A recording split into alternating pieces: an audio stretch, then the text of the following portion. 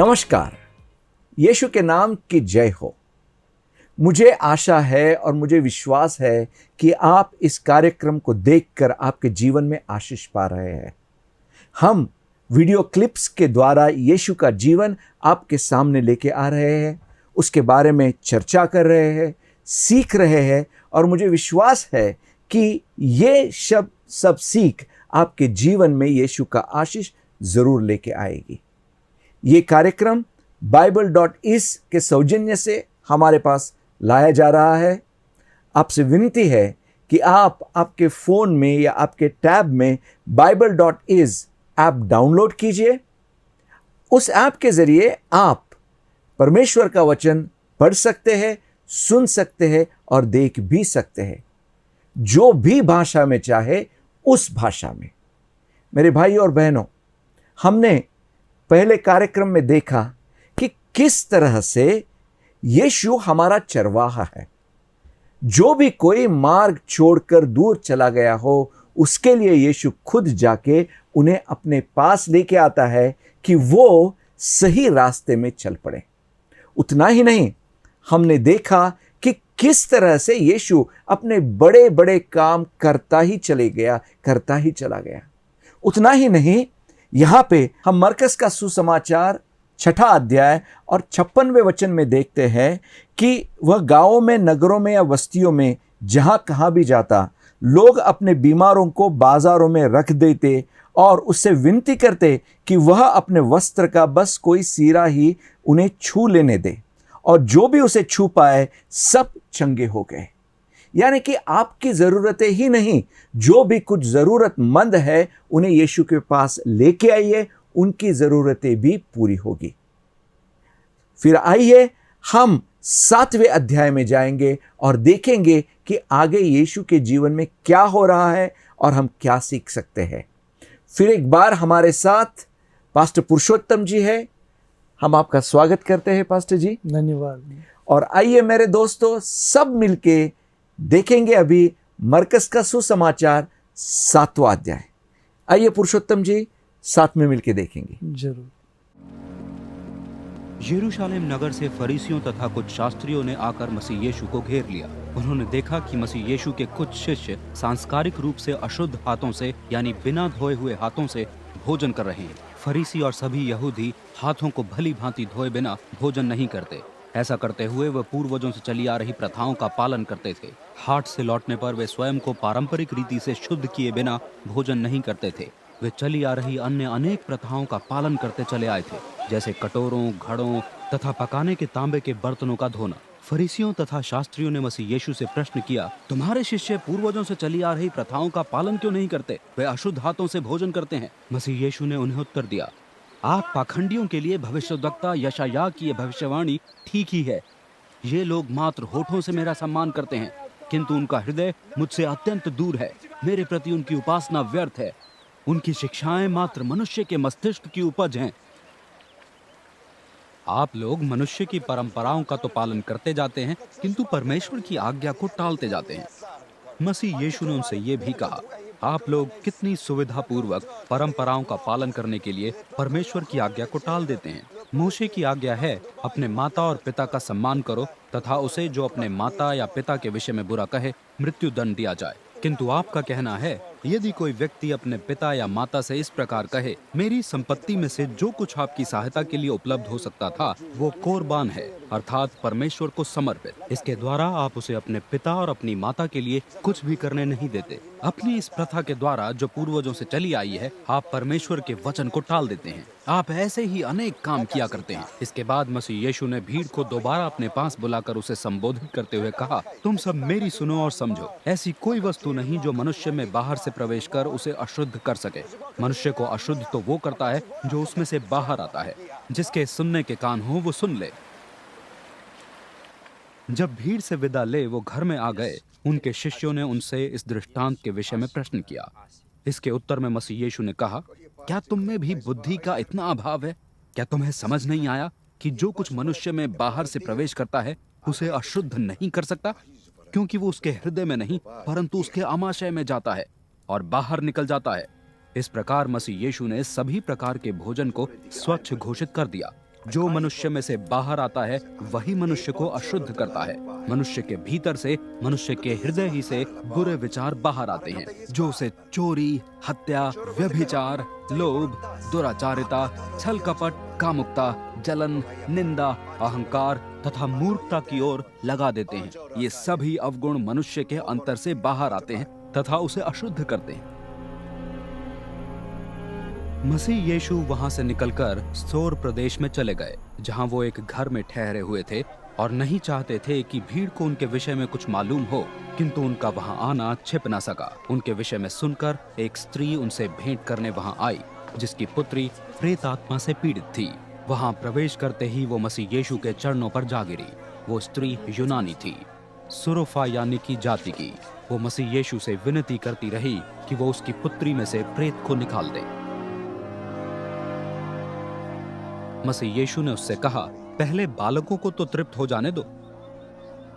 उन्हें परोसा भोजन उनसे लेकर कुत्तों को देना सही नहीं। किंतु इसके उत्तर में उस स्त्री ने कहा, सच है प्रभु, किंतु कुत्ते भी तो बालकों की मेज पर से गिरे हुए चूर चार को ही खाते हैं। मसीह यीशु ने उससे कहा, तुम्हारे इस उत्तर का परिणाम ये है कि दुष्ट आत्मा तुम्हारी पुत्री को छोड़कर जा चुकी है। घर लौट जाओ। घर पहुंचकर उसने अपनी पुत्री को बिछौने पर लेटा हुआ पाया। दुष्ट आत्मा उसे छोड़कर जा चुकी थी।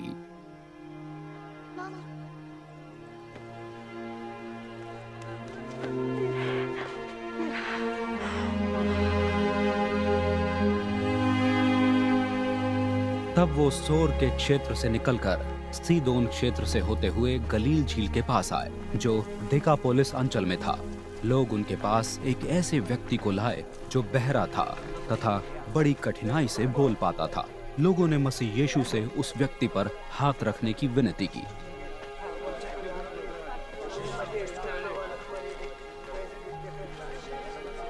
मसीह यीशु उस व्यक्ति को भीड़ से दूर एकांत में ले गए।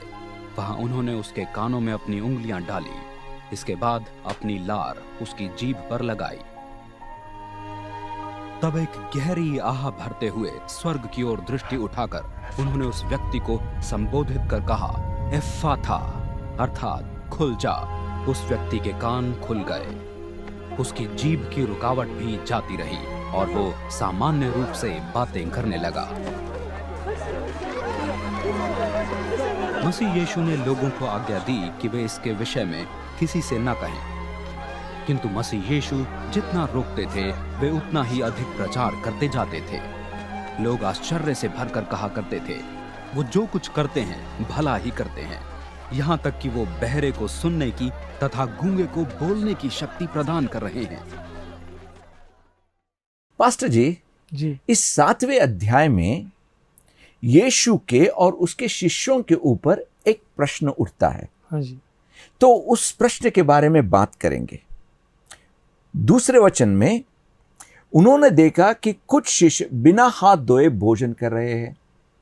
फिर 5वें वचन में वो पूछते हैं, इसलिए फारसियों और धर्मशास्त्रियों ने यीशु से पूछा, तुम्हारे शिष्य पुरखों की परंपरा का पालन क्यों नहीं करते, बल्कि अपना खाना बिना हाथ धोए ही खा लेते हैं। यीशु ने उनसे कहा, यशायाह ने तुम जैसे कपटियों के बारे में ठीक ही भविष्यवाणी की थी, जैसा कि लिखा है, ये मेरा आदर केवल होठों से करते हैं, उनके मन मुझसे सदा दूर है। जी। तो ये तो बहुत दुख की बात है। इस बात के बारे में आप कुछ हमें बताएंगे? डॉक्टर सुश्रुत जी, ये वचन जो कि हमने क्लिप्स भी देखा है, वचन जो कि हमने पढ़ा है, ये परंपरा और धर्मशास्त्र ये सब कुछ मनुष्य से बनाए गए हैं। और प्रभु यीशु मसीह इन लोगों को एक नाम दिया है कि पाखंडी कहकर इन लोगों को बुलाया है। जी। यानी कि संसारिक रीति के जो व्यवस्था होती है केवल वही पालन करते हैं, पर आत्मिकता से यदि देखें तो इनका मन बहुत ही दूर है कहकर, जिस रीति से नबी यशायाह ने कहा कि आप लोगों के मन तो दूर है, इस रीति से यहाँ पर प्रभु यीशु मसीह उनको पाखंडी कहकर कहते हैं। जब हम प्रभु यीशु मसीह के पास आते हैं तो प्रभु यीशु मसीह ये व्यवस्था नहीं तो मनुष्य से रचा गया, नहीं तो हम कह सकते हैं कि शरीर के विषय में कभी भी प्रभु ने नहीं कहा। यस प्रभु तो एक ही कहते हैं कि तुम्हारा मन कहाँ है, जी, हमारा मन कहाँ है कहकर प्रभु बोलते हैं मन फिराओ, पश्चाताप करो। उसके बाद बोलते हैं कि तुम्हारा मन जहाँ है वहाँ पर ही परमेश्वर रहता है। यानी कि मनुष्य क्या करते हैं, ऊपर का रूप देखते हैं, पर परमेश्वर क्या करते हैं, हमारे मन को पढ़ते हैं, हमारे मन में कितना विश्वास है देखते हैं। और परमेश्वर को हम आत्मा से सच्चाई से आराधना कर रहे हैं नहीं, इस विषय को भी प्रभु देखते हैं। यानी कि हम जब प्रभु के पास आते हैं तो हमारा मन, केवल तन ही देना नहीं, धन देना नहीं, मन पहले देना है। मन देने के बाद में ही हमारे तन को देना है, उसके बाद हमारे धन को देना है। तो हमारे परमेश्वर धन के भूखे नहीं है, इस संसार की कोई व्यवस्था के भूखे नहीं है। हमारे प्रभु तो केवल भूखे हैं तो हमारे मन के भूखे हैं, हमारे मन के भूखे हैं। इसीलिए इन लोगों को, शास्त्रियों को, फरीसियों को कहता है कि अरे तुम्हारे मन तो दूर हैं, पर ये सांसारिक रीति के जो भी होते हैं उसे आप लोग पालन कर रहे हैं। ये पवित्र शास्त्र बाइबल में और परमेश्वर के राज्य में भी वहाँ पर किसी व्यक्ति का स्थान नहीं हो सकता। यहाँ पे यीशु ने और एक बहुत ही महत्वपूर्ण बात कही जी। उन्होंने कहा 7वें वचन में कि मेरे लिए उनकी उपासना व्यर्थ है, हाँ जी, क्योंकि उनकी शिक्षा केवल लोगों द्वारा बनाए हुए सिद्धांत है। हाँ जी, यानी कि लोग नियम बनाते हैं और सोचते हैं इस नियमों के अनुसार अगर मैं चलूंगा तो परमेश्वर को पसंद हो जाऊंगा। लेकिन वैसा नहीं है। जैसे आपने कहा कि परमेश्वर को क्या चाहिए, अपना मन चाहिए जी। और यहाँ पे जब इस बारे में, हाथ धोने के बारे में यीशु मसीह जो सिखा रहे थे, वो सिखाते हुए उन्होंने एक बात कही जी 15वें वचन में, हाँ जी, ऐसी कोई वस्तु नहीं है जो बाहर से मनुष्य के भीतर जाकर उसे अशुद्ध करे, बल्कि जो वस्तुएं मनुष्य के भीतर से निकलती है वे ही उसे अशुद्ध करती है। यहाँ पर भी परमेश्वर मन की बात ही कह रहे हैं, यानी कि हर एक मनुष्य का मन ही, हम पवित्र शास्त्र बाइबल में जब देखते हैं तो मनुष्य का मन बहुत ही क्या कहते हैं उसे, कि दोषी है। हाँ, यानी कि उनके मन में पाप भरा हुआ है। ऊपर से तो अच्छा रहता है पर मन में खोट होती है। तो प्रभु क्या कहते हैं, जो ऊपर से आता है, यानी कि परमेश्वर के द्वारा जो ज्ञान भी होने दीजिए, परमेश्वर के द्वारा शक्ति भी होने दीजिए, सामर्थ्य भी होने दीजिए, वो ऊपर से आती है। पर हमारे मन में से जो निकलता है वो पाप से भरा हुआ रहता है। हमारे मन में जो होता है खोट भरा हुआ रहता है। इसीलिए परमेश्वर कहते हैं कि हमारे मन को पहले हमें धोना चाहिए। दाऊद महाराजा भी कहता है कि हे मेरे परमेश्वर, मेरे मन को हिम से भी ज्यादा साफ कर दे। 51वें अध्याय में हम लोग पढ़ते हैं, हमारे पाप का जो मन होता है इसे हमको क्या करना है, प्रभु के सम्मुख में आकर हमें शुद्ध करना है। जी, आपने यही बात जो कही थी कि जो परमेश्वर है वो हमारे मन के भूखे हैं जी। और यहाँ पे 20वें वचन से यीशु मसीह कहते हैं, फिर उसने कहा मनुष्य के भीतर से जो निकलता है वही उसे अशुद्ध बनाता है, क्योंकि मनुष्य के हृदय के भीतर से ही बुरे विचार, अनैतिक कार्य, चोरी, हत्या, व्यभिचार, लालच, दुष्टता, छल, कपट, अभद्रता, ईर्ष्या, चुगलखोरी, अहंकार और मूर्खता बाहर आते हैं। ये सब बुरी बातें भीतर से आती है और व्यक्ति को अशुद्ध बना देती है। तो जब मेरे भीतर ये सब बातें हैं तो मैं बाहर कितने भी अच्छे काम करूं, मेरी आराधना उसको स्वीकार नहीं होगी जी। तो मेरे भीतर से इन सब बातों को मैं कैसे निकल सकता हूं? हमारे मन के बातों को जानने वाले परमेश्वर के पास जब हम जाते हैं, जिस रीति से मैं फिर एक बार दोहरा रहा हूँ, दाऊद महाराजा जो कि मन में उन्होंने खोट की, हाँ मन में उन्होंने एक बुरे विचार आ गए। आते ही उन्होंने जाकर परमेश्वर के सम्मुख में, परमेश्वर का वचन कहता है कि टूटे हुए मन को परमेश्वर कभी भी दूर नहीं करते। आमीन। हमारे मन के विचारों को, यानी कि ये जो गलत विचार होते हैं, इसे निकालने के लिए कोई व्यक्ति के पास सामर्थ्य नहीं है, कोई वैद्य के पास सामर्थ्य नहीं है। इसका एक ही मार्ग है, वो है प्रभु यीशु मसीह। किस आमीन। रीति से जाना है? मेरे मन के पापों को मैं कबूल करना है कि प्रभु आमीन। मैं पापी हूँ कहकर टूटे हुए मन से पश्चाताप जब प्रभु के पास हम करते हैं, हाँ तो हमारा जीवन एक नया जीवन सा बदल आमीन। जाता है। यानी कि पुरानी बातें जो भी है सब कुछ भी भुला दी जाती है। जी, वो केवल प्रभु यीशु मसीह के द्वारा ही हो सकता है। जैसा कि प्रभु यीशु मसीह ने अभी कहा है कि जो अशुद्ध बातें जो होती हैं, जो अशुद्ध जो विचार होते हैं, ये हमारे हृदय में से ही बाहर आते हैं। जी, जैसे आपने कहा, उसका हाँ। मतलब ये है ना कि मेरे मन के जो मैल है, हाँ मेरे जी। मन के अंदर, हाँ जी, उसके साथ में यीशु के सामने आना है और हाँ। कहना है कि मुझे माफ कर दो जी, और मुझे साफ कर दो। जी, तो यीशु का लहू मुझे साफ कर देगा। सारे पापों से हमें दूर करता है। और यहाँ पे इस वीडियो क्लिप में हाँ जी, हमने और एक बहुत ही दिलचस्प कहानी देखी है। हाँ जी, यहाँ पे वो औरत जो यीशु के पास आई थी उसके बेटी के लिए, उसके बारे में यीशु ने 29वें वचन में कहा। फिर यीशु ने उससे कहा, इस उत्तर के कारण तू चैन से अपने घर जा सकती है।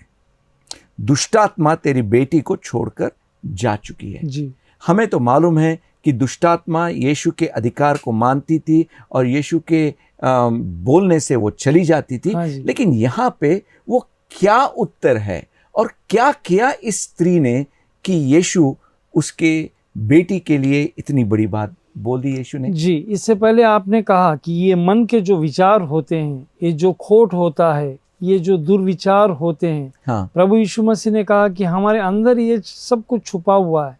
प्रभु यीशु मसीह उस स्त्री से जो चाहे थे, वो वहाँ पर प्रभु यीशु मसीह को उस स्त्री के हृदय में दिखाई दिया। ये वचन जब हम आगे पढ़ते हैं तो वो अपने जीवन को इतनी तुच्छ समझी थी हाँ। कि परमेश्वर में आपके सामने मैं तुच्छ हूँ, कुछ भी नहीं हूँ। Yes. I am nothing. यानी कि Yes. मैं अब कुछ भी नहीं हूँ, मेरा अधिकार नहीं है, मेरा धन नहीं है, मेरी शक्ति नहीं है, इस संसार की कोई भी चीज़ मेरे लिए कुछ नहीं है। उस स्त्री ने आकर पश्चाताप से परमेश्वर के आंगनों में झुककर कहा कि जो मेज के ऊपर से जो रोटी के टुकड़े पड़ते हैं, जो हाँ। कुत्ते खाते, उससे भी मैं क्या हूँ? बदतर हूँ। Yes. आज की भाषा में बोले तो हम कुछ भी नहीं नहीं हैं। है। वो परमेश्वर को जो टूटा हुआ मन रहता है, वो प्रभु को बहुत ही पसंदीदा है। इसीलिए प्रभु यीशु मसीह ने तुरंत उस स्त्री को कहा कि तू शांति से जा। आमीन। जब हम प्रभु के पास जब आते हैं टूटे हुए मन से, हमारे पापों को कबूल कर जब Yes. प्रभु के पास आते हैं कि प्रभु मैं तुच्छ हूँ, वो शब्द प्रभु को बहुत ही भाता है। आमीन। क्योंकि प्रभु यीशु मसीह भी अपने आप को दीन कहकर इस संसार धरती पे में आया। धरती पर आया। करेक्ट। तो प्रभु भी वही चाहते हैं, कोई भी रहने दीजिए, हमारे Yes. पापों को कबूल करना है। उसके बाद दीनता प्रभु को पसंद है। मैं Yes. तुच्छ हूँ कहना है प्रभु के सामने। ऐसा नहीं कहना है प्रभु को कि मुझे ये मालूम है, मुझे वो मालूम है, ये मैं कर, ये ऐसी बातें प्रभु के सम्मुख में हम कभी भी नहीं कर बोलना ही सकते। नहीं चाहिए। और वही आशीष आज प्रभु के पास आकर कोई भी बोलते हैं, प्रभु मैं पापी हूँ, प्रभु मैं तुच्छ हूँ, ये संसार मुझे नहीं चाहिए, मुझे आप चाहिए कहेंगे, तो प्रभु उनको बोलेंगे कि जा, तुझे शांति मिली। Yes. और उस स्त्री को भी कहा, जा तेरे घर शांति से जाकर जा। तेरी बेटी को देख, उसमें से आमीन। दुष्ट आत्माएं निकल चुकी है। यानी कि हमें खुद को खाली कर देना है। जी, तुम कुछ भी, तुम्हारी बैकग्राउंड हो या हाँ। तुम्हारा जो पढ़ाई कितनी भी बड़ी हो, जी। या तुम कितने भी बड़े ओहदे पे हो, या तुम कितनी भी कमाई हो, कितने भी पैसे हो, उस सब को हमें यीशु के सामने खाली कर देना चाहिए। जी। और क्या बोलते हैं, रिक्त हस्त, हाँ जी। यानी कि खाली हाथ जब हम उसके पास आते हैं हाँ जी, तो हम उसके आशीष पाते हैं। जरूर। और पास्टर जी, यहाँ पे हम और एक चमत्कार को देखते हैं जी। कि एक गूंगा और बहरा आदमी हाँ जी। यीशु के पास आया। हाँ जी। तो वहाँ पे यीशु ने एक बहुत ही दिलचस्प बात कही या लफ्ज़ का उसने उपयोग किया। हाँ जी। उसने कहा इफ़्ता। जी। हम जो 34वें वचन में देखते हैं, यीशु ने उससे कहा इफ़्ता, खुल जा। यानी कि खुल जा। जी। तो मैं जब ये हाँ। सुनता हूँ तो मुझे ये लगता है कि हाँ। जो भी कुछ बंद दरवाजे हैं, हाँ जी। जो भी कुछ बंद ताले हमारे जीवन में है, जी। जो परमेश्वर के आशीषों को रोकते हैं या हमें आगे जाने से रोकते हैं, हाँ जी। यीशु के नाम से या यीशु के पास आने से वो सब खुल जाते हैं। जी, इस विषय में भी हम लोग परमेश्वर के वचन से ही हम लोग इस समय हम ध्यान कर सकते हैं। परमेश्वर प्रभु यीशु मसीह ने ही कहा कि विश्वास के साथ प्रभु के चरणों में आकर यदि हम मांगेंगे, हम जब प्रार्थना करेंगे प्रभु यीशु मसीह के नाम से, धरती पर तुम लोग जो भी खोलोगे खुल जाएगा। आमीन। परमेश्वर के राज्य में खुल जाएगा। यदि आप बोलोगे कि ये बंद हो जाए तो परमेश्वर के नाम से बंद हो जाएगा। यानी कि हम किसी भी कारण, किसी भी स्थिति में जब प्रभु के पास हम आते हैं, प्रभु तो हमें बोलता है कि सारे पापों को मैं धो दिया है। आमीन। हमारा हृदय खुल जाता है और हृदय में हमें शांति प्राप्त भी होती है। प्रभु की एक बात हमारे जीवन में बहुत ही बदलाव लाती है। इस आदमी के तो कान खुल गए और उसकी जीभ खुल गई, लेकिन हर एक जो चीज वो बंद है वो हम यीशु के पास आने से खुल जाती है। मार्ग खुल जाते हैं, हमारा दिल भी खुल जाता है और हमारा मन भी खुल जाता है कि यीशु की शांति, यीशु का समाधान उसमें बस जाए।